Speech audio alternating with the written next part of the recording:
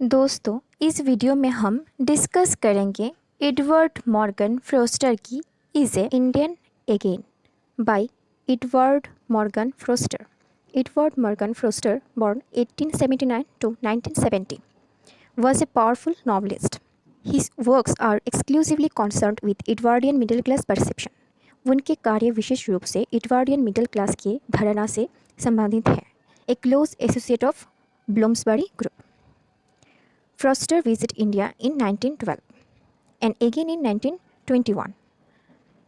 उन्होंने कुछ समय के लिए देवस की महाराजा के साथी और सचिव सेक्रेटरी के रूप में काम किया। The title of this essay indicates another visit to India in 1945. इस ईजे में कुछ ऐसी मेमोरीज है जो फ्रॉस्टर ने भारत के अपने पुरानी यादों की तुलना अपनी यात्रा के नए अनुभव से की है। ये ईजे भारतीय के जीवन और लोगों में फ्रॉस्टर के गहरी रुचि को दर्शाते हैं। अक्टूबर 1945 में शुक्रवार की सुबह जब मैं इंग्लैंड से निकला तो वो एक निराश सर्दी की सुबह था। 2 दिन बाद रविवार दोपहर को मैं भारत में था। मेरे नीचे राजपूताना के रेगिस्तान था जो सूरज से पके हुए और बादलों के छाए से लटपट था। जोधपुर के ड्रैगन के आकार के किले के पास आधे घंटे के लिए विमान नीचे आया, फिर उसने उड़ान भरी और पहुँचे दिल्ली।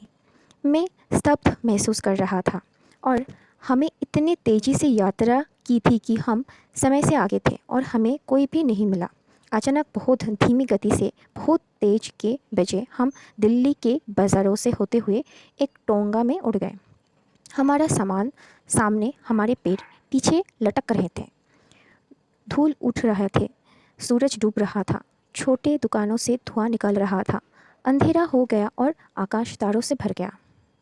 क्या हम खो गए थे?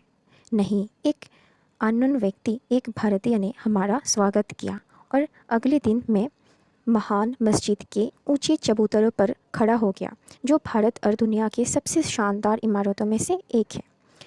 25 साल की अनुपस्थिति के बाद मैं उस देश में वापस आ गया था जिसे मैं प्यार करता था। मैं भारतीय लेखकों के एक सम्मेलन के लिए आया था। पेन के अखिल भारतीय केंद्र क्लब ने हमें आमंत्रित किया था। मुझे जिन लोगों से मिलना था वे लगभग सभी भारतीय थे। पेशेवर वर्ग के थे, doctor, lawyer, public servant, professor, businessman. उनमें से कई पुराने दोस्तों या पुराने दोस्तों के बेटे थे। वे वही थे जिन्हें बुद्धिजीवी कहा जाता था। मैंने जो बड़ा बदलाव देखा वो था राजनीति में बड़े दिलचस्पी। आप आधुनिक भारतीयों को तब तक नहीं समझ सकते जब तक आप ये महसूस नहीं करते कि राजनीति उन पर जोश और लगातार हावी रहते हैं। आर्टिस्टिक प्रॉब्लम और सामाजिक समस्या है और यहाँ तक कि आर्थिक समस्या भी है। वे शहरों में रहते थे। मैंने ना तो अधिक ग्रामीण इलाकों को देखा और ना ही इंडस्ट्रियल कंडीशन को। मैं कुछ अंग्रेज़ों से मिला लेकिन बहुत से नहीं, और अक्सर एक भीड़ भरे कमरे के चारों ओर देखा कि मैं उसमें अकेला अंग्रेज़ था। उनका रवैया है, पहले हमें सही राजनीतिक संबंधन खोजना होगा और फिर हम अन्य मामलों से निपट सकते हैं। मुझे लगता है कि रवैया खराब है और ऐसा कहा करता था।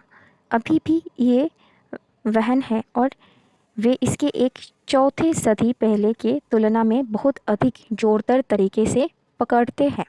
जब मैंने लिटरेचर में रूप के आवश्यकता और इंडिविजुअल विजन के महत्व के बारे में बात की तो उनका ध्यान भटक गया। हालांकि वे विनम्रता से सुनते थे। उनके विचार में लिटरेचर को एक्सपाउंड और इंस्पायर करना चाहिए, पॉलिटिकल क्रेडिट से। बाहरी रूप से जगह नहीं बदले है। ये बिल्कुल वैसा दिखता है जैसे ट्रेन से दिखता है, गाड़ी की खिड़कियों के बाहर, बल्कि गंदे खिड़कियाँ या पहले की तरह निराश और कभी कभी भयावह हो जाते हैं।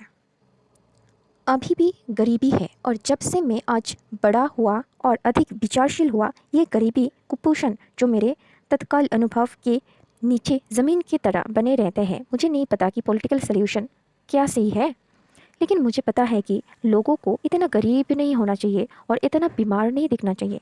मैंने उन्हें बॉम्बे में एक श्रमिक शिविर में देखा था। इंडस्ट्रियलिज्म इंक्रीज हुए हैं, हालांकि ये अभी तक यहाँ पर हावी नहीं है जैसे कि पश्चिमी में है।